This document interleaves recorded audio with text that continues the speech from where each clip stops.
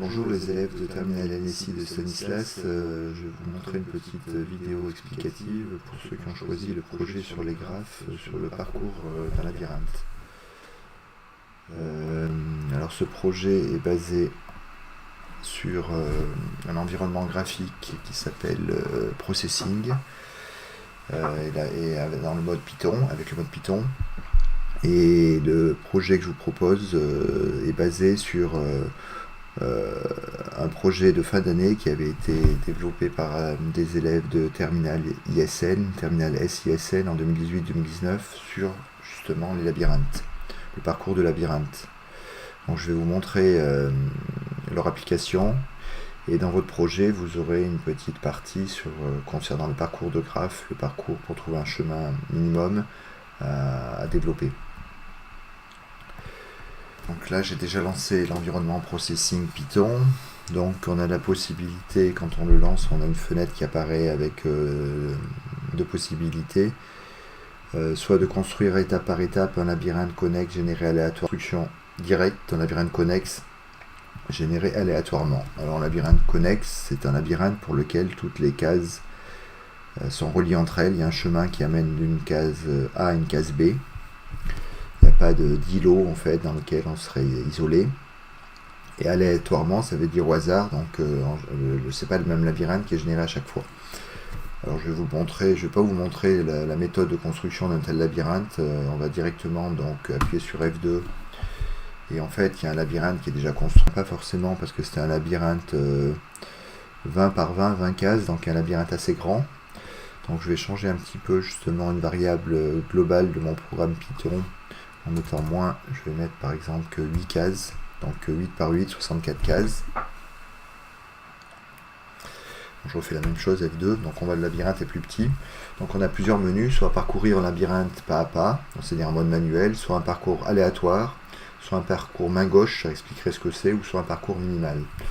Donc vous aurez certainement à reprogrammer ces différents types de parcours, peut-être que le parcours minimal, on verra.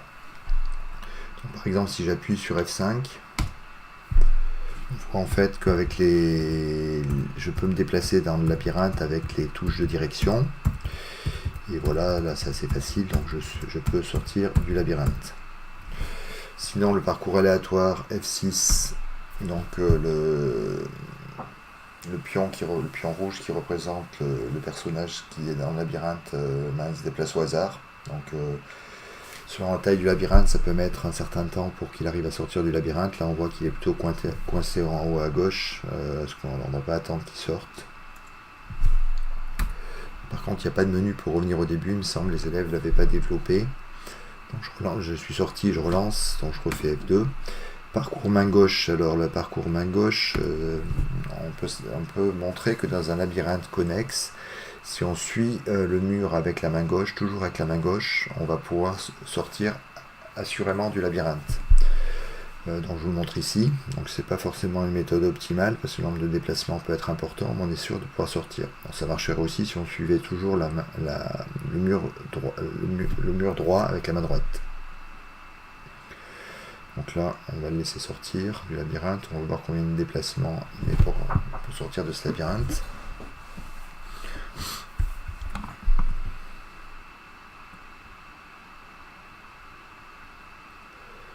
Il est dommage, il était proche de la sortie, mais en fait, comme il suit la main gauche, il va être obligé de refaire tout le tour, alors qu'il était tout proche de la sortie, mais on va dire qu'il ne pouvait pas le savoir. Donc, on va le laisser aller jusqu'au bout.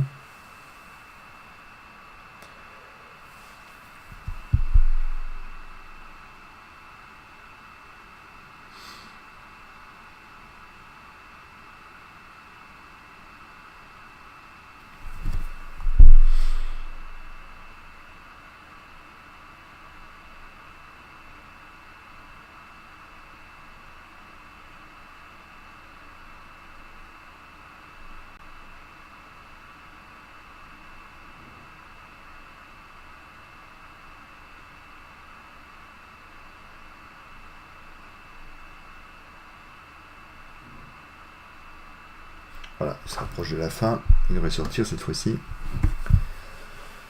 Donc il est sorti en 105 déplacements. Alors on va voir que si je fais parcours minimal, c'est-à-dire en moins de déplacements possible, donc la touche F8, il devrait mettre beaucoup moins que 108 déplacements.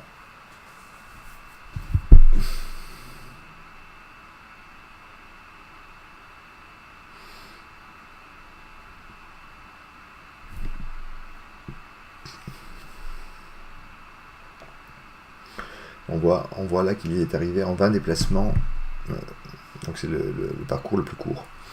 Alors, ce que vous aurez programmé, vous, c'est ces différents parcours, essentiellement avec ce qui est le plus intéressant, la partie parcours minimal, en utilisant des graphes par rapport au TP qu'on a vu précédemment avec les parcours de graphes.